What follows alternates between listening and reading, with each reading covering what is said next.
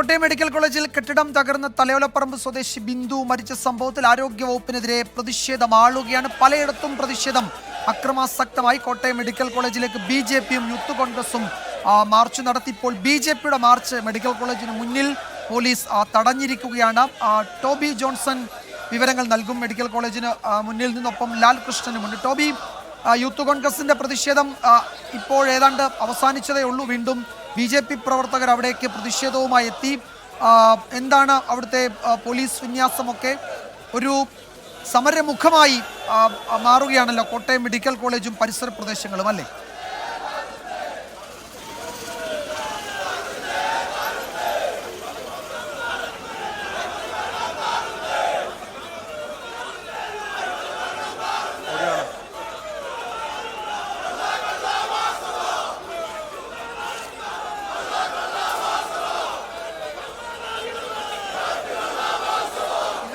അപ്രതീക്ഷിതമായിരുന്നു. ഈ കവാടത്തിന് മുന്നിലാണ് പ്രതിഷേധമെന്നാണ് നേരത്തെ അറിയിച്ചിരുന്നത്. കോൺഗ്രസ് പ്രവർത്തകർ, യൂത്ത് കോൺഗ്രസ് പ്രവർത്തകർ അവിടെയാണ് പ്രതിഷേധിച്ചിരുന്നത്. അവിടെയാണ് ബാരിക്കേഡ് ഉണ്ടായിരുന്നത്. അവിടെ യൂത്ത് കോൺഗ്രസിന്റെ നേതാക്കൾ സംസാരിച്ചു കൊണ്ടിരിക്കുമ്പോഴാണ് തൊട്ടടുത്തുള്ള കവാടത്തിലൂടെ BJP പ്രവർത്തകർ അപ്രതീക്ഷിതമായി മെഡിക്കൽ കോളേജിനുള്ളിൽ കടന്ന് ഈ പ്രതിഷേധം നടത്തുന്നത്. ബാരിക്കേഡ് ഉപയോഗിച്ച് ഈ ഒരു വഴി ആളുകൾക്ക് കയറി പോകുന്നതിന് വേണ്ടി ഒഴിച്ചിട്ടതാണ്. ഇത് ഒഴിവാക്കി പ്രതിഷേധം നടത്തണമെന്നാണ് നേരത്തെ പോലീസ് പറഞ്ഞിരുന്നത്. പക്ഷേ അതിൽ നിന്നും വ്യത്യസ്തമായി ആ വഴിയിലൂടെ കയറി ഇപ്പോൾ ഈ മെഡിക്കൽ കോളേജ് കോംപ്ലക്സിന് മുന്നിൽ നിന്ന് BJP പ്രവർത്തകർ പ്രതിഷേധിക്കുകയാണ്. ശക്തമായിട്ടുള്ള പ്രതിഷേധ പരിപാടിയിലേക്ക് BJPയുടെ സംസ്ഥാന നേതാക്കൾ അടക്കം ഇവിടെ എത്തിയിട്ടുണ്ട്. ജില്ലാ നേതാക്കൾ അതുപോലെ തന്നെ മറ്റ് പ്രവർത്തകരെല്ലാം വന്ന് ആ റോഡിൽ കുത്തിയിരുന്ന് പ്രതിഷേധിക്കുന്ന കാഴ്ചയാണ് നമുക്ക് കാണാൻ സാധിക്കുന്നത്. നേരത്തെ യൂത്ത് കോൺഗ്രസിന്റെ പ്രതിഷേധത്തിൽ ജലബീരങ്കി പ്രയോഗിച്ചു, പലതവണ ജലബീരങ്കി പ്രയോഗിച്ചു. ആ ജലബീരങ്കിയെ പിന്നിലേക്ക് മാറ്റുന്നവരെ പ്രതിഷേധം തുടർന്നു. അതിനുശേഷം ബാരിക്കേഡ് മറിച്ചിട്ട് യൂത്ത് കോൺഗ്രസ് പ്രവർത്തകർ അകത്ത് കടന്ന് ആ പ്രതിഷേധം നടത്തിക്കൊണ്ടിരിക്കുന്നതിനിടെയാണ് ഇപ്പോൾ BJP കൂടി വന്നിരിക്കുന്നത്. ഈ വിഷയത്തിൽ കൂടുതൽ ശക്തമായിട്ടുള്ള വിവിധ സംഘടനകൾ, നേരത്തെ SSCI അടക്കമുള്ള സംഘടനകളും പ്രതിഷേധവുമായി രംഗത്ത് വന്നിരുന്നു. അതിൽ നിന്നും വ്യത്യസ്തമായി ഇപ്പോൾ BJP മെഡിക്കൽ കോളേജിനുള്ളിലേക്ക് കടന്ന് പ്രതിഷേധിക്കുകയാണ്. ഇന്നലെയും സമാനമായ രീതിയിലുള്ള പ്രതിഷേധങ്ങൾ നമ്മൾ കണ്ടതാണ്. അതിൽ നിന്നും വ്യത്യസ്തമായിട്ടാണ് ഈ ഒരു പ്രതിഷേധം ഇപ്പോൾ മെഡിക്കൽ കോളേജിനുള്ളിലേക്ക്. നമുക്കറിയാം, നിയമപരമായി ഇത്തരത്തിലുള്ള പ്രതിഷേധങ്ങളോ സമരങ്ങളോ ഒന്നും മെഡിക്കൽ കോളേജിനുള്ളിൽ നടത്താൻ പാടുള്ളതല്ല. പക്ഷേ ഈ ഒരു പശ്ചാത്തലത്തിൽ ഇത്തരത്തിലുള്ള സംഭവം നടന്നതുകൊണ്ടാണ് അവർ മെഡിക്കൽ കോളേജിനുള്ളിലേക്ക് കടന്ന് പ്രതിഷേധിച്ചിരിക്കുന്നത്. നേരത്തെ തന്നെ പോലീസ് ഈ നേതാക്കൾക്ക് ഇത്തരത്തിലുള്ള നിർദ്ദേശങ്ങളൊക്കെ നൽകിയിരുന്നതാണ്. എന്നാൽ അതിൽ നിന്നും വ്യത്യസ്തമായിട്ട് മറ്റൊരു വഴിയിലൂടെ ആളുകൾക്ക് കയറാനുള്ള, ആംബുലൻസിലൊക്കെ കയറിപ്പോകാനുള്ള വഴിയിലൂടെ BJP പ്രവർത്തകർ അകത്തേക്ക് തള്ളിക്കയറി പെട്ടെന്ന് അപ്രതീക്ഷിതമായി വന്ന് ഇപ്പോൾ ഈ ഒരു OP ബ്ലോക്കിന് മുന്നിൽ കുത്തിയിരുന്ന് പ്രതിഷേധിക്കുകയാണ്. തൊട്ട് മുന്നിലാണ് കാഷ്വാലിറ്റി ഉള്ളത്. കാഷ്വാലിറ്റിയിലേക്ക് പോകുന്ന വാഹനങ്ങൾ ഒരു വശത്തു കൂടി നടന്നു പോകുന്നുണ്ട്.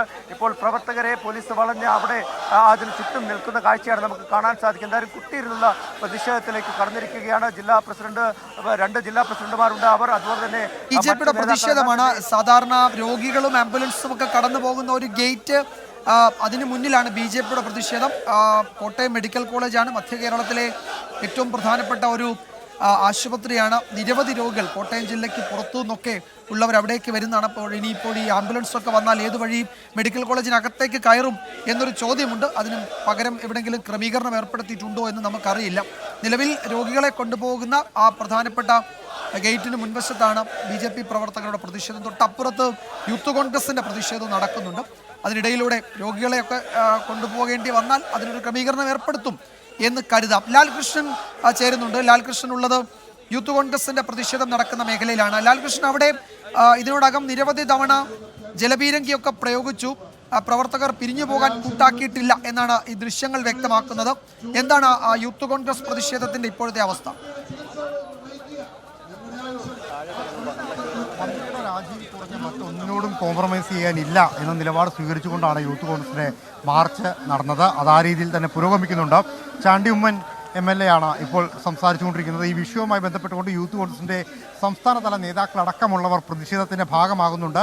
നേരത്തെ വിജയകുമാർ സൂചിപ്പിച്ച പോലെ തന്നെ സംസ്ഥാന നേതാക്കളുടെ നേതൃത്വത്തിൽ തന്നെയാണ് ബാരിക്കേഡ് മറിച്ചിട്ടതും അതോടൊപ്പം തന്നെ ജലബീരങ്കിയായ വരുണിനെതിരെയുള്ള ആക്രമണം നടത്തിയതും. വരുൺ 2-3 തവണ ഇവിടെ ജലബീരങ്കി പ്രയോഗിച്ചു. ആ 3 തവണയും വരുണിനെതിരെ തന്നെ വലിയ പ്രതിഷേധമുണ്ടായിരുന്നു. ഒരു ഘട്ടത്തിൽ ചില നേതാക്കൾ ബാരിക്കേഡ് ചാടിക്കടന്ന് ഇപ്പുറത്തെത്തി വരുണിന്റെ ഓപ്പറേറ്റർ അടക്കമുള്ള ആളുകളെ ഭീഷണിപ്പെടുത്തുകയും വരുൺ എന്ന് പറയുന്ന ആ വാഹനത്തിൽ തന്നെ ആക്രമിക്കുകയും ചെയ്തിരുന്നു. തൊട്ടു പിന്നാലെയാണ് സംസ്ഥാന നേതാക്കളുടെ നേതൃത്വത്തിൽ തന്നെ ബാരിക്കേഡ് പൂർണ്ണമായും മറച്ചിടുകയും മന്ത്രി വീണ ജോർജിന്റെ കോലം കൊണ്ടുവന്ന് കത്തിക്കുകയും ചെയ്തത്. പ്രതിഷേധം ശക്തമായതോടുകൂടി വരുൺ പൂർണ്ണമായും പിൻവലിക്കണമെന്ന ആവശ്യവും രാഹുൽ മാങ്കൂട്ടത്തിൽ MLA അടക്കമുള്ളവർ ഉന്നയിച്ചതോടുകൂടി ആ വാഹനം ഇവിടുന്ന് മാറ്റുകയുണ്ടായി. ഇപ്പോഴും പ്രതിഷേധം തുടരുന്നുണ്ട്. ഈ സമരവുമായി ബന്ധപ്പെട്ടുകൊണ്ട് മന്ത്രിയുടെ രാജി അതിൽ ഒരു കോംപ്രമൈസ് ഇല്ല എന്ന നിലപാട് തന്നെയാണ് യൂത്ത് കോൺഗ്രസിനുള്ളത്.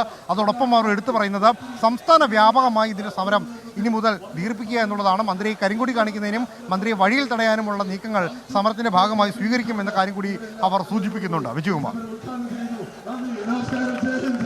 യെസ്, അവിടെ മന്ത്രിയുടെ കോലം കത്തിച്ചുള്ള പ്രതിഷേധമാണ് നടക്കുന്നത്. ഒരു ഭാഗത്ത് യൂത്ത് കോൺഗ്രസും വേറൊരു ഭാഗത്ത് BJPയും ഏതാണ്ട് ഉപരോധ സമാനമായ പ്രതിഷേധമാണ് സംഘടിപ്പിക്കുന്നത്. അവിടെ പോലീസിന്റെ വലിയ വിന്യാസമുണ്ട്. പ്രവർത്തകരെയൊക്കെ അറസ്റ്റ് ചെയ്ത് നീക്കും എന്ന് നമുക്ക് കരുതാം വൈകാതെ. ഇത് തിരുവനന്തപുരത്ത് വിവിധ സംഘടനകൾ അവിടെ തുടർച്ചയായി മന്ത്രിയുടെ വസതിയിലേക്കും സെക്രട്ടേറിയറ്റിന്റെ പരിസരത്തേക്കുമൊക്കെ മാർച്ച് നടത്തുന്നുണ്ട്. അതിപ്പോൾ RYF പ്രവർത്തകരുടെ മാർച്ച് പോലീസ് തടഞ്ഞ് അവരെ അറസ്റ്റ് ചെയ്ത് നീക്കുകയാണ്. RYFന്റെ പ്രതിഷേധ മാർച്ചാണ് ഇപ്പോൾ നടന്നത്. നേരത്തെ യുവജന സംഘടനകൾ അതുപോലെ BJPയുടെ ഒക്കെ മാർച്ച് അവിടെ മന്ത്രിയുടെ വസതിക്ക് മുന്നിലും എത്തിയിരുന്നു. അത് പോലീസ് തടയുകയും ജലപീരങ്കി പ്രയോഗിക്കുകയും ഒക്കെ ചെയ്തു. ഇപ്പോൾ RYF പ്രവർത്തകരുടെ മാർച്ച് അവിടെ എത്തി, അത് പോലീസ് തടഞ്ഞു അവരെ പ്രവർത്തകരെ ഇപ്പോൾ അറസ്റ്റ് ചെയ്ത് നീക്കുകയാണ്.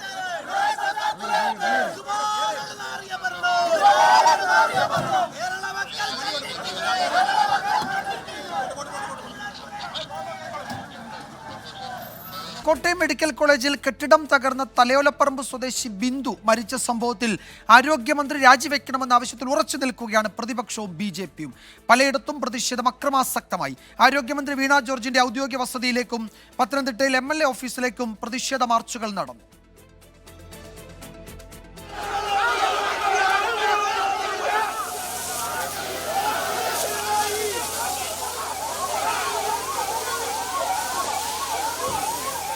ആരോഗ്യമന്ത്രിയുടെ രാജി ആവശ്യപ്പെട്ട് സംസ്ഥാനത്തെ തെരുവുകൾ സമരകലുഷിതം. പ്രതിപക്ഷ യുവജന സംഘടനകളും മഹിളാ സംഘടനകളും നടത്തിയ പ്രതിഷേധ മാർച്ച് പലയിടത്തും സംഘർഷത്തിൽ കലാശിച്ചു. തിരുവനന്തപുരത്ത് മന്ത്രിയുടെ വസതിയിലേക്ക് നടത്തിയ BJP മാർച്ചിന് നേരെ പലതവണ പോലീസ് ജലപീരങ്കി പ്രയോഗിച്ചു.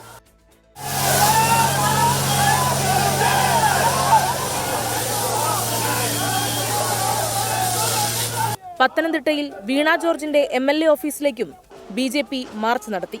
തൃശൂരിൽ DMO ഓഫീസിലേക്ക് മുസ്ലിം യൂത്ത് ലീഗ് നടത്തിയ മാർച്ചിലും സംഘർഷമുണ്ടായി. കൊല്ലം കണ്ണനല്ലൂരിൽ പ്രതീകാത്മക മൃതദേഹവുമായിരുന്നു കോൺഗ്രസ് പ്രതിഷേധം.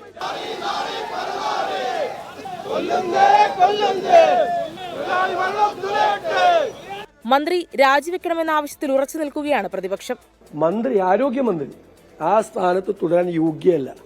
അവർ ഈ ആരോഗ്യ കേരളത്തെ ഞങ്ങൾ പറഞ്ഞതുപോലെ ആരോഗ്യ കേരളത്തെ അവർ വെന്റിലേറ്ററിലാക്കി. ഞാൻ എപ്പോഴും പറയും, ഒരു സർക്കാരില്ലായ്മ ഫീൽ ചെയ്യാൻ. സർക്കാരിന്റെ കുറ്റകരമായ അനാസ്ഥയുടെ ഇരയാണ് ബിന്ദുവെന്ന് BJP സംസ്ഥാന അധ്യക്ഷൻ രാജീവ് ചന്ദ്രശേഖർ. ഇതൊരു സാധാരണ മരണമല്ല, ഒരു ക്രിമിനൽ നെഗ്ലിജൻസിന്റെ ഒരു കേസുമാണ്, കുറ്റകരമായ അനാസ്ഥയുടെ ഒരു കേസാണ്.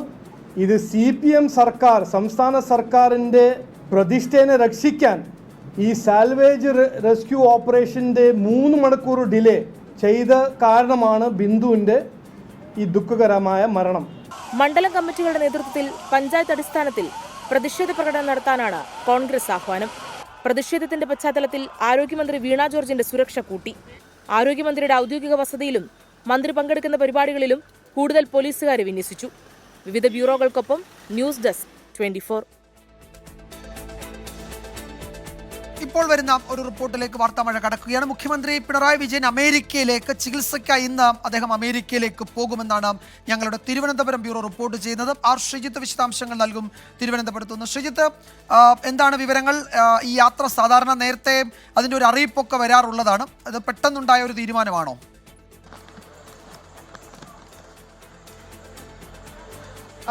വിജയകുമാർ, നേരത്തെ ഓഗസ്റ്റിൽ പോകാനായിരുന്നു മുഖ്യമന്ത്രി പിണറായി വിജയൻ തയ്യാറെടുത്തിരുന്നത്. അതനുസരിച്ച് പ്രോട്ടോകോൾ വിഭാഗത്തിലും മറ്റും തയ്യാറെടുപ്പുകൾ നടന്നിരുന്നു. എന്നാൽ ഇപ്പോൾ ഇന്ന് രാത്രി അമേരിക്കയിലേക്ക് പുറപ്പെടുമെന്നാണ് നമുക്ക് ലഭിക്കുന്ന ഏറ്റവും പുതിയ വിവരം. മുഖ്യമന്ത്രിയുടെ ഓഫീസും യാത്ര പോകുന്ന കാര്യം രാജ്ഭവനെ അറിയിച്ചു കഴിഞ്ഞു.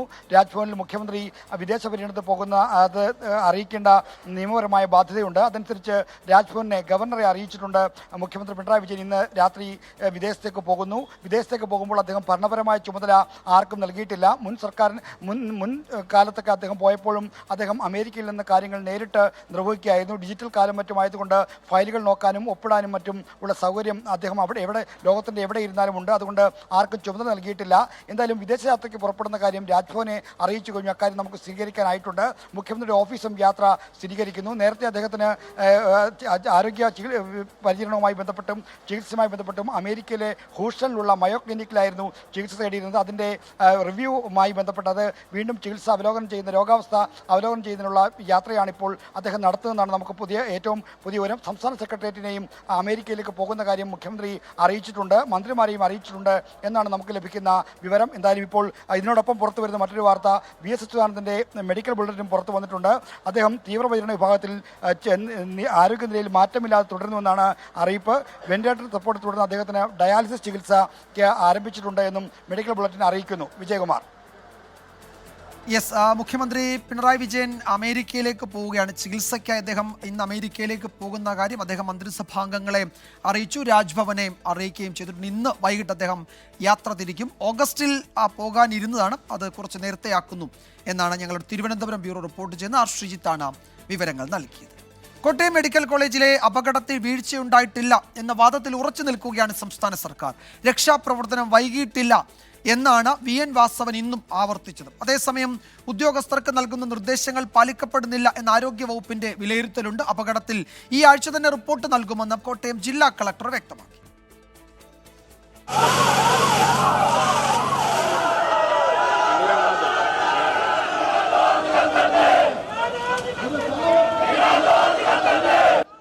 സംസ്ഥാനമാകെ പ്രതിഷേധങ്ങൾ കനക്കുമ്പോഴും കോട്ടയം മെഡിക്കൽ കോളേജിലെ അപകടത്തിൽ വീഴ്ചയുണ്ടായിട്ടില്ലെന്ന നിലപാടിൽ തന്നെയാണ് സർക്കാർ. അവിടെ നിങ്ങൾ മനസ്സിലാക്കേണ്ടത് പെട്ടെന്നൊരു ഉന്നതത്തിനകത്ത് കയറി വരാൻ കഴിയുന്നില്ല. അപ്പോൾ വസ്തുതാപരമായ കാര്യം ഇതാണെങ്കിൽ അതിനെ വളച്ചൊഴിച്ചാണ് നിർത്തിവെക്കാൻ പറയുക. അങ്ങനെ നിർത്തിവെക്കാൻ ആരും തെറ്റായി വ്യാഖ്യാനിച്ച് രാഷ്ട്രീയ ദുരുദ്ദേശത്തോടു കൂടി ഈ പുരയ്ക്ക് തീ പിടിക്കുമ്പോൾ വാഴ വെട്ടുന്നു പറയുന്നത് കേട്ടിട്ടില്ല.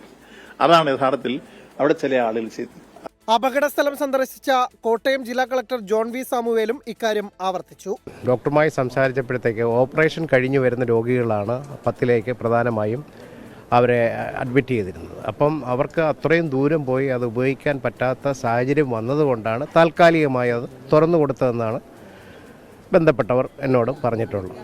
ആരോഗ്യമന്ത്രി വീണ ജോർജിനെ ന്യായീകരിച്ചും മന്ത്രിമാർ രംഗത്തെത്തി. അപ്പം മന്ത്രി എന്നുള്ള നിലയ്ക്കുള്ള കൃത്യവിലോപമൊന്നും ഒരിക്കലും ഉണ്ടായിട്ടില്ല.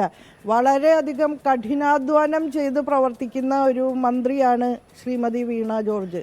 ബിന്ദുവിന്റെ കുടുംബത്തെ സംരക്ഷിക്കാനുള്ള നടപടി സർക്കാർ സ്വീകരിക്കണമെന്ന് മുൻ ആരോഗ്യമന്ത്രി KK ശൈലജ ആവശ്യപ്പെട്ടു. അതേസമയം ഉദ്യോഗസ്ഥർക്ക് നൽകുന്ന നിർദ്ദേശം പാലിക്കപ്പെടുന്നില്ലെന്നാണ് ആരോഗ്യവകുപ്പിന്റെ വിലയിരുത്തൽ. എല്ലാ മെഡിക്കൽ കോളേജുകളിലും സമാനാവസ്ഥ. മുഴുവൻ മെഡിക്കൽ കോളേജുകളുടെയും മേധാവികൾ നാളെ റിപ്പോർട്ട് നൽകണമെന്ന് ആരോഗ്യവകുപ്പ് ഡയറക്ടർ നിർദ്ദേശിച്ചു. സുരക്ഷിതമല്ലാത്ത കെട്ടിടത്തിൽ രോഗികളോ കൂട്ടിരിപ്പുകാരോ ഇല്ലെന്ന് ഉറപ്പാക്കണമെന്നാണ് നിർദ്ദേശം. 24 തിരുവനന്തപുരം. കോട്ടയം മെഡിക്കൽ കോളേജിൽ കെട്ടിടം തകർന്നു വീണ അപകടത്തിൽ തിരച്ചിൽ ആരംഭിച്ചത് ചാണ്ടി ഉമ്മൻ MLA ചോദ്യം ചെയ്തതിന് പിന്നാലെ ബിന്ദുവിനെ കാണാനില്ലെന്ന് ഭർത്താവും മകളും ചാണ്ടി ഉമ്മനോട് പറയുന്ന ദൃശ്യങ്ങൾ പുറത്തു വന്നു. ആ ദൃശ്യങ്ങളിലേക്ക്. അമ്മയ്ക്ക് എന്ത് പറ്റിയിട്ടുണ്ടോ? അമ്മയ്ക്ക് പുറത്തിറങ്ങാൻ പറ്റുമോ? മോളായി അപ്പം ബ്ലഡ് പല വഴിക്കാണ് നോക്കേണ്ടത്. അപ്പം ഞാൻ ഇവിടെ പല വഴിക്ക് നോക്കി വന്നപ്പോൾ എൻ്റെ അടുത്ത് പറഞ്ഞ് കൊച്ചിന് ഫുഡ് കൊടുക്കണം, മെഡിസിൻ കൊടുക്കണം എന്ന് പറഞ്ഞ് എൻ്റെ ചീട്ടും വെച്ച് മേലോട്ട് വരുമായിരുന്നു. മേലോട്ട് വന്നിട്ട് കൊച്ചിനെ ഫുഡ് കൊടുത്തിട്ട് എനിക്ക് ഈ കൊച്ചു പറഞ്ഞത് ബാത്റൂമിൽ പോയി വാഷ് ചെയ്യാൻ പോയെന്നാണ് പറഞ്ഞു. ഫോൺ വിളിച്ചോ? ഞാൻ ആൻറ്റിയെ ഫോൺ വിളിച്ചപ്പം എടുക്കുന്നില്ല. ഇപ്പോഴും വിളിച്ചോ? ഇപ്പോഴും ഞാൻ വിളിച്ചു, ഇപ്പോൾ എടുക്കുന്നില്ല.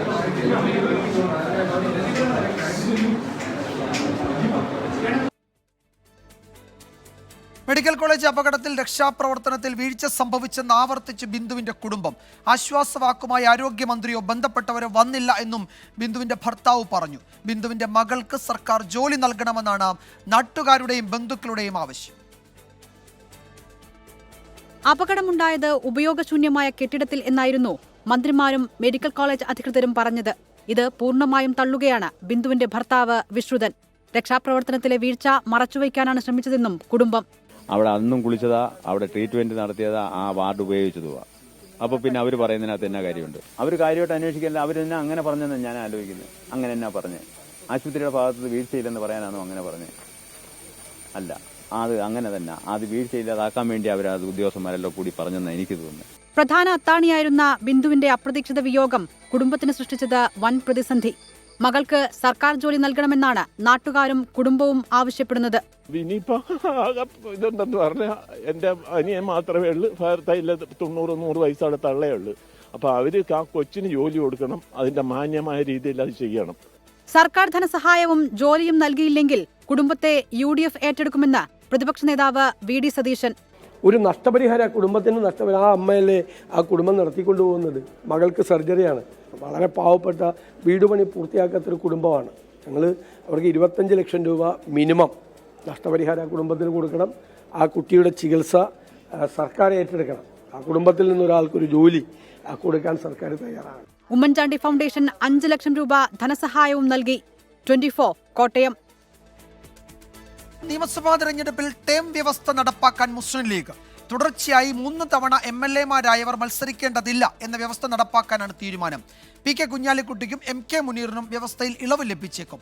ടേം വ്യവസ്ഥ നടപ്പാക്കിയാൽ നിരവധി പുതുമുഖങ്ങൾക്കും യുവാക്കൾക്കും അവസരം ലഭിക്കുമെന്നാണ് പ്രതീക്ഷയെന്ന് യൂത്ത് ലീഗ് സംസ്ഥാന ജനറൽ സെക്രട്ടറി PK ഫിറോസ് 24-നോട് പറഞ്ഞു.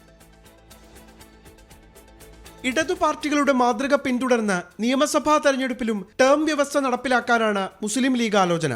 വ്യവസ്ഥ നടപ്പായാൽ KP മജീദ്, മഞ്ഞളാംകുഴി അലി, PK ബഷീർ തുടങ്ങി പല MLA-മാർക്കും ഇത്തവണ അവസരം നഷ്ടമാകും.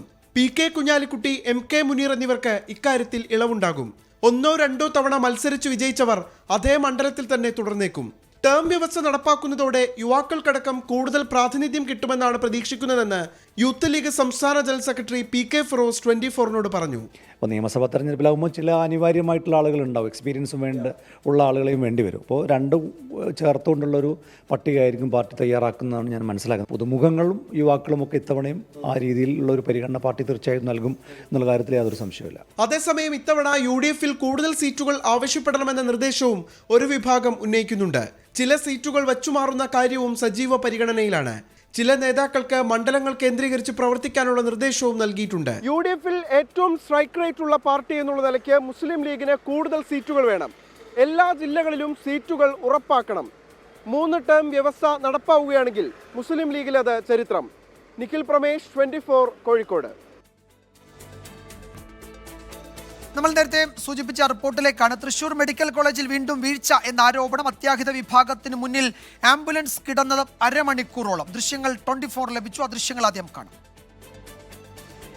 തൃശ്ശൂർ മെഡിക്കൽ കോളേജ് കാഷ്വാലിറ്റിയുടെ അവസ്ഥ നിങ്ങൾ കണ്ടുകൊണ്ടിരിക്കുന്നത് കണ്ടില്ലേ? നമ്മളെ വണ്ടിയിലും അതേപോലെ തന്നെ വേറൊരു ആംബുലൻസിലും പേഷ്യന്റിനെ കൊടുത്തിട്ട് കുറച്ചധികം നേരെ വെയിറ്റ് ചെയ്ത് തുടങ്ങിയിട്ട് ഇത്ര നേരമായിട്ട് ഒരാൾ പോലും പേഷ്യന്റിനെ ഇറക്കാനോ എന്താ കാര്യം അന്വേഷിക്കാൻ പോലും ഒരാൾ വന്നിട്ടില്ല. എപ്പം നോക്കിയാലും ഒരു ഗവൺമെന്റ് ഹോസ്പിറ്റലാണ് നമ്മൾ കണ്ടുവരുന്ന ഒരു സംഭവമാണിത്. അത്യാഹിത വിഭാഗത്തിന് മുന്നിൽ രോഗിയുമായി കാത്തുകിടന്നത് 2 ആംബുലൻസുകളാണ് എന്നും ആരും തിരിഞ്ഞു നോക്കിയില്ലെന്നും ആംബുലൻസ് ഡ്രൈവർ പ്രണവ് പറഞ്ഞു. ഇന്നലെ നമ്മൾ കോഓപ്പറേറ്റീവ് ഹോസ്പിറ്റലിൽ നിന്ന് മെഡിക്കൽ കോളേജിലേക്ക് ഷിഫ്റ്റ് ഒരു പേഷ്യനെ കൊണ്ടുവരുന്നു. അപ്പോൾ ആ സമയത്ത് നമുക്ക് സാധാരണ കാഷ്വാലിറ്റിയിൽ എത്തിക്കഴിഞ്ഞാൽ നമുക്ക് ട്രോളി കാര്യങ്ങൾ സ്ട്രെച്ചറൊക്കെ കൊണ്ട് ആൾക്കാർ വരും. നമ്മളവിടെ ഒരു 10 മിനിറ്റ് എടുത്ത് വെയിറ്റ് ചെയ്യുന്നുണ്ട്. കാരണം നമ്മൾ ഉള്ളിൽ പോയി പറഞ്ഞിട്ടടക്കം ഒരു റെസ്പോൺസ് ഉണ്ടായിട്ടില്ല. അതായത് പേഷ്യനെ വണ്ടിക്കകത്ത് കയറ്റി, അത് ഒരു വണ്ടി മാത്രമല്ല, എൻ്റെ വണ്ടിക്ക് അപ്പുറത്ത് വേറെ വണ്ടി വന്നിട്ട് വെയിറ്റ് ചെയ്യായിരുന്നു പേഷ്യനെ ഇറക്കാൻ വേണ്ടിയിട്ട്. അവിടെ സെക്യൂരിറ്റി പറഞ്ഞപ്പോൾ വേറെ പേഷ്യനെ ഷിഫ്റ്റ് ചെയ്യാൻ പോയി എന്നാണ് പറഞ്ഞത്. അപ്പോൾ ഷിഫ്റ്റ് ചെയ്യാൻ പോകുമ്പോൾ അതിനനുസരിച്ച് വേറെ സജ്ജീകരണം ഉണ്ടാക്കണ്ടേ? അതിലെന്നെ ശരി. ഇതിപ്പോൾ തുടർച്ചയായിട്ട് നടന്നുകൊണ്ടിരിക്കുന്നതാണ്. ഇപ്പോൾ ഞാൻ ഈ വീഡിയോ കേട്ടപ്പോൾ ഒരുപാട് പേര് എന്നെ മെസ്സേജ് വെച്ചിട്ട് അതുപോലെ കമൻറ്റ് ബോക്സിലൊക്കെ അറിയിച്ചത്. സൂരജ് സജി വിവരങ്ങൾ നൽകും തൃശ്ശൂരിൽ നിന്ന്. സൂരജ്, കഴിഞ്ഞ ദിവസമാണ് ഒരു KSRTC ജീവനക്കാരനെ ഇതുപോലെ ഗുരുതരാവസ്ഥയിൽ കൊണ്ടുവന്ന് അദ്ദേഹത്തെ ആരും നോക്കാനുണ്ടായിരുന്നില്ല, ആംബുലൻസിൽ തന്നെ കുറച്ച് സമയം കിടക്കേണ്ടി വന്നു എന്നൊക്കെ അന്ന് ഒരു ആംബുലൻസ് ഡ്രൈവർ പറഞ്ഞതാണ്. ഇത് വീണ്ടും അത്തരം കേസുകൾ തൃശൂർ മെഡിക്കൽ കോളേജിൽ റിപ്പോർട്ട് ചെയ്യുന്നു. അന്ന് ഈ പരാതി ഉണ്ടെങ്കിൽ പരിശോധിക്കാമെന്നായിരുന്നു ആശുപത്രി അധികൃതർ പറഞ്ഞത്. ഇത് തുടർച്ചയായി ഈ പിഴവ് ആവർത്തിക്കുകയാണോ തൃശൂർ മെഡിക്കൽ കോളേജിൽ? സൂരജ്. വിജയകുമാർ, എത്രയൊക്കെ പ്രതിഷേധങ്ങൾ ഉയർന്നാലും അതൊന്നും തങ്ങളെ ബാധിക്കില്ല. എങ്ങനെ ഒരു കുത്തഴിഞ്ഞ സംവിധാനം പ്രവർത്തിക്കുമോ അത്തരത്തിൽ തന്നെയേ തങ്ങൾ പ്രവർത്തിക്കൂ എന്ന വാശിയിലാണ് തൃശൂർ മെഡിക്കൽ കോളേജ് എന്ന് തോന്നുകയാണ്. കാരണം ഇന്നലെ രാവിലെയാണ് ഈ പന്നിത്തടത്ത് KSRTC ബസ് അപകടത്തിൽ ഗുരുതരമായി പരിക്കേറ്റ ഡ്രൈവറെ തൃശൂർ മെഡിക്കൽ കോളേജ് ആശുപത്രിയിൽ എത്തിക്കുന്നത്. അന്നേരം ഈ ആംബുലൻസ് ഡ്രൈവർ അരമണിക്കൂറിലധികം ഈ ഗുരുതരമായി പരിക്കേറ്റ ആളുമായി അവിടെ കാത്തു നിന്നു. പക്ഷേ ആ ആശുപത്രിയിലേക്ക് പ്രവേശിപ്പിക്കാനോ ചികിത്സ നൽകാനോ പോലും മെഡിക്കൽ കോളേജ് അധികൃതർ തയ്യാറായില്ല. പിന്നീട് ഈ KSRTC അധികൃതർ ഇടപെട്ടുകൊണ്ടാണ് ഇന്നലെ ആ KSRTC ഡ്രൈവറെ പിന്നീട് അമല ആശുപത്രിയിലേക്ക് മാറ്റിയത്. ആ വാർത്തയടക്കം ഇന്നലെ രാവിലെ നമ്മൾ റിപ്പോർട്ട് ചെയ്തതാണ്. ആ സമയത്ത് ആശുപത്രി അധികൃതർ പറഞ്ഞത് അത്തരത്തിലൊരു വീഴ്ച ഉണ്ടെങ്കിൽ തങ്ങൾ പരിശോധിക്കുമെന്ന് പറഞ്ഞ് മണിക്കൂറുകൾ പിന്നിട്ടില്ല. ഇപ്പോൾ നമ്മൾ പുറത്തുവിടുന്ന ദൃശ്യം ഇന്നലെ വൈകുന്നേരം തൃശൂർ മെഡിക്കൽ കോളേജിൽ ഉണ്ടായ സംഭവമാണ്. 2 ആംബുലൻസുകളാണ് ഈ രോഗിയുമായി എത്തി അവിടെ സ്ട്രക്ചറിനടക്കം കാത്തു നിൽക്കുന്നത്. 10 മിനിറ്റിലധികം നേരം കാത്തു നിന്നു എന്നുള്ളതാണ് ഈ ആംബുലൻസ് ജീവനക്കാരൻ പ്രണവുമായി സംസാരിക്കുമ്പോൾ ഈ പ്രണവ് പറഞ്ഞ കാര്യം. പിന്നീട് ഈ രോഗികളുടെ ബന്ധുക്കൾ ഇറങ്ങിച്ചെന്ന പലതവണ ഈ ആശുപത്രി അധികൃതരുമായി സംസാരിച്ചതിന് ശേഷമാണ് അവർ ഈ സ്ട്രക്ചർ എത്തിച്ച് രോഗിയെ അകത്തേക്ക് കൊണ്ടുപോയത്. ഈ വീഡിയോ സമൂഹ മാധ്യമങ്ങളിൽ ഈ രണ്ടുപേരും ആംബുലൻസിൽ കാത്തുകിടന്ന രണ്ടുപേരും അവിടെ ചികിത്സയിൽ ഉണ്ട്, അവർക്ക് കാര്യമായ പ്രശ്നങ്ങളൊന്നുമില്ല എന്ന് കരുതിക്കോട്ടെ. വിജയകുമാർ, നിലവിൽ അവരുടെ ആരോഗ്യനില തൃപ്തികരമാണെന്നുള്ളതാണ്. പക്ഷേ വിജയകുമാർ, തൃശൂർ സഹകരണ ആശുപത്രിയിൽ നിന്ന് മെഡിക്കൽ കോളേജിലേക്ക് റഫർ ചെയ്തു കൊണ്ടുവരുന്ന ഒരു രോഗിയാണ്. അപ്പോൾ എത്രമാത്രം ഗുരുതരമാണ് ആ ഒറ്റ സെന്റൻസിൽ തന്നെ നമുക്ക് മനസ്സിലാകാം ആ രോഗിയുടെ ആരോഗ്യസ്ഥിതി എത്രമാത്രം ഗുരുതരമാണെന്ന്. അങ്ങനെയുള്ള രോഗികളെയാണ് ഇവർ ഈ ആംബുലൻസിൽ കിടത്തി. അത് പലപ്പോഴും ഈ സെക്യൂരിറ്റി ജീവനക്കാരുടെ അടുത്തു നിന്നുണ്ടാകുന്ന മനോഭാവമാണ്. അതായത് ഇത് സർക്കാർ ആശുപത്രിയാണ്, അതുകൊണ്ട് ഇങ്ങനെയൊക്കെ ഇവിടെ പറ്റൂ എന്നുള്ളതാണ് ഇവർ പറയുന്നത്. ഇന്നലെ ഈ KSRTC ഡ്രൈവർക്ക് ഗുരുതരമായി പരിക്കേറ്റ ആംബുലൻസ് ജീവനക്കാരൻ അവിടെ കൊണ്ടുചെല്ലുമ്പോഴും അവർ പറഞ്ഞ മറുപടി അതാണ്. ഇത് സർക്കാർ ആശുപത്രിയൊക്കെ അല്ലേ, ഇങ്ങനെയൊക്കെ പറ്റൂ എന്ന് ആ സെക്യൂരിറ്റി ജീവനക്കാരൻ പറഞ്ഞു എന്നുള്ളതായിരുന്നു ഇന്നലെ ആദ്യ ആംബുലൻസ് ഡ്രൈവർ പറഞ്ഞത്. സമാന അനുഭവമാണ് ഇന്നലെ വൈകുന്നേരം 4 മണിയായപ്പോൾ ഈ പ്രണവ് എന്ന് പറയുന്ന ആംബുലൻസ് ജീവനക്കാരൻ ഉണ്ടായിരിക്കുന്ന 2 ആംബുലൻസുകളാണ് തൃശൂർ മെഡിക്കൽ കോളേജ് ആശുപത്രിയിൽ ഇങ്ങനെ കാത്തു കിടക്കുന്നത്. പ്രത്യേകിച്ച് തൃശൂർ, പാലക്കാട് ജില്ലകളിലെ സാധാരണക്കാർ ഏറെ ആശ്രയിക്കുന്ന ആശുപത്രിയാണ്. അവിടുത്തെ അത്യാഹിത വിഭാഗത്തിലാണ് ഇങ്ങനെ കൊണ്ടുവരുന്ന രോഗികൾക്ക് ഈ ആംബുലൻസിൽ കിടക്കേണ്ടി വരുന്നത് എന്നുള്ളത് കേരളത്തെ തന്നെ ലജ്ജിപ്പിക്കുന്ന സംഭവമായി മാറുകയാണ്. ഇന്നലെ വൈകിട്ടത്തെ ദൃശ്യങ്ങളാണ് പ്രേക്ഷകർ കാണുന്നത്. തൃശൂർ മെഡിക്കൽ കോളേജിന് മുന്നിൽ 2 ആംബുലൻസുകൾ രോഗിയുമായി വന്ന് അവിടെ കുറേ സമയം കിടക്കേണ്ടി വന്നു. ആ ദൃശ്യങ്ങൾ ഇന്നലെ വൈകിട്ടാണ്. ഇത് സമാനമായ സംഭവങ്ങൾ തുടർച്ചയായി തൃശൂർ മെഡിക്കൽ കോളേജിൽ ആവർത്തിക്കുകയാണ്. ഇപ്പോഴത്തെ കേരള സർവകലാശാലയിൽ ഡോക്ടർ സിസ തോമസിനെതിരെ SFIയുടെ പ്രതിഷേധം. അവിടെ SFI പ്രവർത്തകർ തുടർച്ചയായി അവിടെ ഇന്ന് രാവിലെയും ഇപ്പോഴുമൊക്കെ പ്രതിഷേധിക്കുകയാണ്. അലക്സ് ഷാ മുഹമ്മദ് വിവരങ്ങൾ നൽകും തിരുവനന്തപുരത്ത് നിന്ന്. അലക്സ്, ഡോക്ടർ സിസ തോമസ് താൽക്കാലിക VCയുടെ ചുമതല ഇന്നലെ ഏറ്റെടുത്തിരുന്നതാണ്. ആ ഘട്ടത്തിലും പ്രതിഷേധമുണ്ടായി. ഇന്ന് വീണ്ടും SFI പ്രവർത്തകർ ഡോക്ടർ സിസ തോമസിനെ തടയാൻ ശ്രമിച്ചു, കരിങ്കൊടി കാട്ടാൻ ശ്രമിച്ചു അല്ലേ?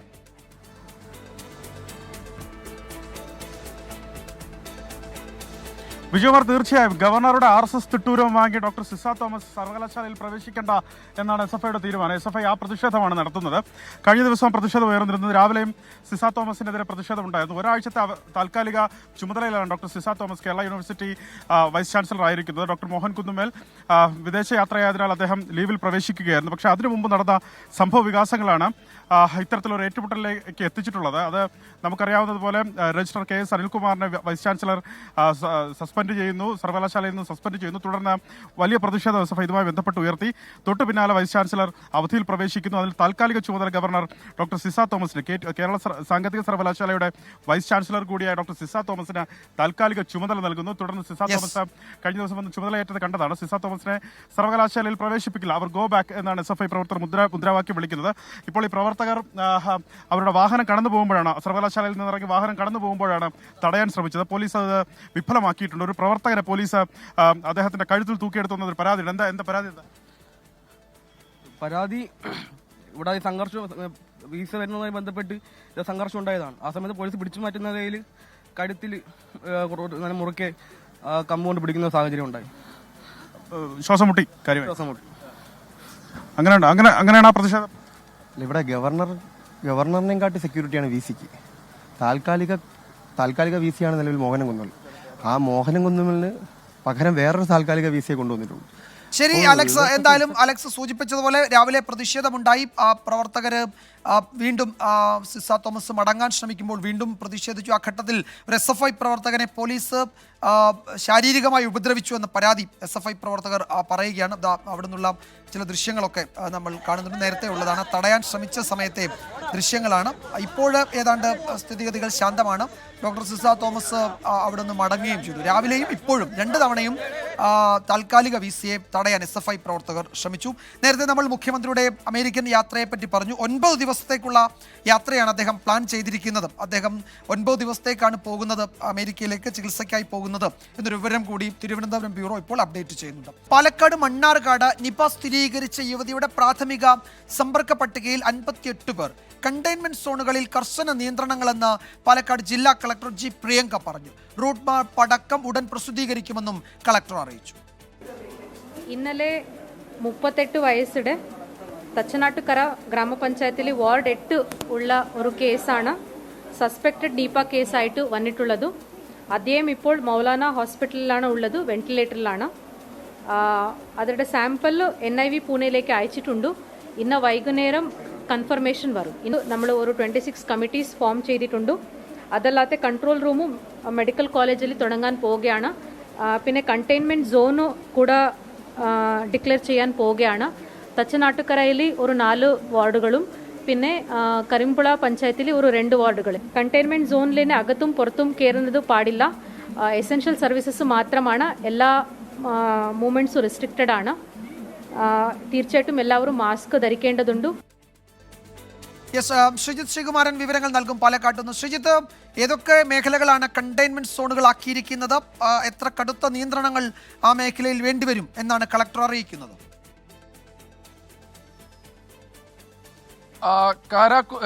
തച്ചനാട്ടുകര പഞ്ചായത്തിലെ 4 വാർഡുകൾ, അതുകൂടാതെ കരിമ്പുഴ പഞ്ചായത്തിലെ 2 വാർഡുകൾ, അങ്ങനെയാണ് ഇപ്പോൾ കടുത്ത നിയന്ത്രണത്തിലേക്ക് കാര്യങ്ങൾ പോകുന്നത്. ഈ മേഖല പൂർണ്ണമായും അടയ്ക്കാനാണ് ഇപ്പോൾ തീരുമാനിച്ചിട്ടുള്ള ലിസ്റ്റ്. നമുക്ക് അല്പസമയത്തിനകം തന്നെ പ്രസിദ്ധീകരിക്കാൻ കഴിയുമെന്ന് തന്നെയാണ് പ്രതീക്ഷിക്കുന്നത്. 17-18 വാർഡുകളാണ് കരിമ്പുഴ പഞ്ചായത്തിലേത് എന്ന് ആണ് ഈ ഒരു ഘട്ടത്തിൽ മനസ്സിലാക്കുന്നത്. തച്ചനാട്ടുകരയിലെ ചോളോട്, കിഴക്കുംപുറം, അതുപോലെ തന്നെ ചോല കുറിശി ഉൾപ്പെടെയുള്ള വാർഡുകൾ അല്ലെങ്കിൽ ആ മേഖലകൾ പൂർണ്ണമായി കണ്ടെയ്ൻമെന്റ് സോണുകളായി മാറുകയാണ്. ഇനി പ്രധാനമായും പറയാനുള്ളത് കിഴക്കുംപുറം സ്വദേശി, അതായത് തച്ചനാട്ടുകര പഞ്ചായത്തിലെ കിഴക്കുംപുറം സ്വദേശിനിയായി 38-കാരിയുടെ ഒരു റൂട്ട് മാപ്പ് അത് നാളെ തന്നെ പ്രസിദ്ധീകരിക്കുമെന്നാണ് അറിയിച്ചിട്ടുള്ളത്. പ്രാഥമിക സമ്പർക്ക പട്ടികയിൽ ആരോഗ്യ പ്രവർത്തകരുണ്ട്. ഒരു ആശുപത്രിയിലേക്ക് കൊണ്ടുപോയ വാഹനത്തിലെ ഡ്രൈവർ അടക്കമുള്ള ആളുകളുണ്ട്, ഇവരുടെ അടുത്ത ബന്ധുക്കളുണ്ട്. എന്തായാലും ഈ ആശുപത്രിയിൽ ആ സമയങ്ങളിൽ ഉണ്ടായിരുന്ന 59 പേരെ, അതായത് ഇവരുടെ പ്രാഥമിക സമ്പർക്ക പട്ടികയിൽ 59 പേരുണ്ട്. കഴിഞ്ഞ 26-നാണ് ഇവർ 3 ആശുപത്രികളിൽ പോയിട്ടുണ്ട്. മണ്ണാർക്കാട്ടെ തന്നെ, മണ്ണാർക്കാട് നഴ്സിംഗ് ഹോം കൂടാതെ ഇസാഫ് നഴ്സിംഗ് ഹോം അടക്കം അങ്ങനെ ഒരു 3 ഇസാഫ് ക്ലിനിക് അടക്കം ഒരു 3 നഴ്സിംഗ് ഹോമുകളിൽ ഇവർ മണ്ണാർക്കാട് തന്നെ പോയിട്ടുണ്ട്. അതിനുശേഷം 1-ാം തീയതിയാണ് പെരിന്തൽമണ്ണ മൗലാന ആശുപത്രിയിലേക്ക് അഡ്മിറ്റ് ആകുന്നത്. അപ്പോഴേക്കും വെന്റിലേറ്ററിൽ പ്രവേശിപ്പിക്കുകയായിരുന്നു. എന്തായാലും ഇവരുടെ ആരോഗ്യനില ഗുരുതരമായി തന്നെ തുടരുന്നു എന്ന വിവരമാണ് ഏറ്റവും ഒടുവിൽ പാലക്കാട് ജില്ലാ കളക്ടറിൽ നിന്നടക്കം നമുക്ക് ലഭിക്കുന്നത്. എന്തായാലും കണ്ടെയ്ൻമെന്റ് സോണുകളിൽ കടുത്ത നിയന്ത്രണം ഉണ്ടാകും. കൂടുതൽ ആളുകൾ, അതായത് കൺട്രോൾ റൂം പ്രവർത്തിക്കുന്നത് പാലക്കാട് ജില്ലാ മെഡിക്കൽ കോളേജിലായിരിക്കും. അത്തരത്തിലൊരു ശ്രീജിത്ത് ശ്രീകുമാരനാണ് വിവരങ്ങൾ നൽകിയത്. 2 നിപ കേസുകളാണ് പുതുതായി റിപ്പോർട്ട് ചെയ്തിരിക്കുന്നത്. ഇതിന്റെ പശ്ചാത്തലത്തിൽ ആരോഗ്യവകുപ്പ് ഉന്നതതല യോഗം ചേരുന്നുണ്ട്. മന്ത്രി വീണ ജോർജ് യോഗത്തിൽ പങ്കെടുക്കുകയും 3 ജില്ലകളിൽ ജാഗ്രത വേണമെന്ന് അതായത് കളക്ടർമാരെ അറിയിക്കുകയും ഒക്കെ ചെയ്തിട്ടുണ്ട്. അതിന്റെ അടിസ്ഥാനത്തിൽ കൂടിയാണ് ഇപ്പോൾ കൂടുതൽ നടപടിയിലേക്ക് ജില്ലാ ഭരണകൂടങ്ങൾ കടക്കുന്നത്. വിശദാംശങ്ങളാണ് ശ്രീജിത്ത് ശ്രീകുമാരൻ പാലക്കാട്ട് നിന്ന് നൽകിയത്. റിപ്പോർട്ടോടെ വാർത്താമഴ അവസാനിക്കുന്നു.